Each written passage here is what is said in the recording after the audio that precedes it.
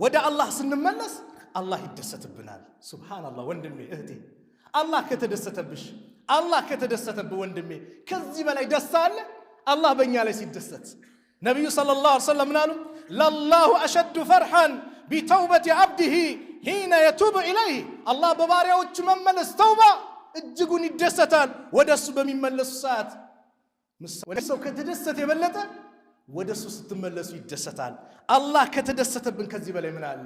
ያ ኢባዲ እናንተ ባሪያዎቹ ይላል ሐዲስ አልቁርስ ላይ ኢነኩም እናንተ ትኽጢዑነ ቢለይሊ ወነሃር በቀን በሌሊት እኔን ታምጻላችሁ፣ ትሳሳታላችሁ፣ ወንጀል ላይ ትወርቃላችሁ። ወአነ አግፊሩ ዙኑበ ጀሚዓ እኔ ደግሞ ወንጀሎችን በአጠቃላይ መምር ጌታ ነኝ። ፈስተግፊሩኒ ማረኝ ብላችሁ ለምኑኝ አግፊር ለኩም እምርላችኋለሁ አለ። ሊምር የተዘጋጀ ጌታ። ተስፋ እንዳትቆርጥ ወደ አላህ ተመለስ፣ ወደ አላህ ተመለሽ። በኢስላም ሌላ የንስሐ አባት ብለን ወንጀላችንን ለሰው እንድንነግር አልተፈቀደም። ቀጥታ ለማን ነው? ለአላህ ነው። እኛ የረሳነውን ወንጀል ጭምር የሚያውቅ ጌታ ነው። ከሱ የሚሰወር የሚደበቅ የለም። ስለዚህ እጃችንን እናንሳ፣ ያ ረብ እንበለው፣ ማረን እንበለው። ቁል ያ ኢባዲየ አለዚነ አስረፉ ዐላ አንፉሲሂም እናንተ በነፍሶቻችሁ ላይ ድንበር ያለፋችሁ ወንጀል የተባለ ያልቀራችሁ ላ ተቅነጡ ሚን ረሕመቲላህ ከአላህ እዝነት ተስፋ እንዳትቆርጧል። ተስፋ እንዳትቆርጡ።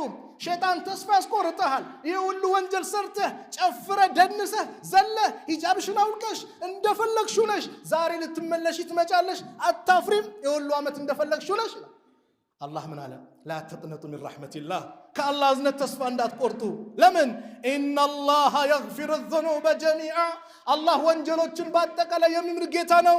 ኢነሁ ሁወል ገፉሩ ረሒም እነሆ እርሱ እጅግ አዛኝ ሩህሩህ የሆነ ጌታ ነው። ወአኒቡ ኢላ ረቢኩም ወአስሊሙ ለሁ ወደ ጌታችሁም ተመለሱ፣ ለእሱም እጃችሁን ስጡ፣ ሙሉ ለሙሉ ጥቅልል ብላችሁ ግቡ። ሚን ቀብል አን ያእትየኩሙል ዐዛብ በእናንተ ላይ ቅጣቱ ከመምጣቱ በፊት ثم لا تنصرون ከማትረዱ በፊት እርዳታው እናንተ ላይ ከማለቁ በፊት ማለት ነው። አስቀድማችሁ ተውባ አድርጉ።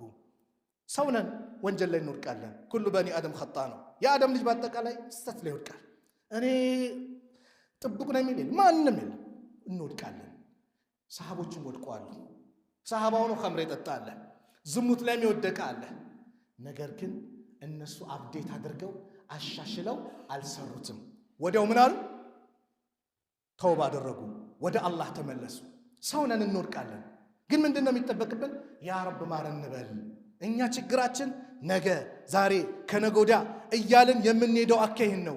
ይህ አካሄድ ደግሞ ምንድነው? አደጋ ላይ ጥለናል። ለምን? ዛሬ ሞቱል ፉጃ መጥቷል። ድንገተኛ ሞት መጥቷል። መች እንደምንሄድ አናቅም። አናዘገየው፣ ወዲያው እንመለስ።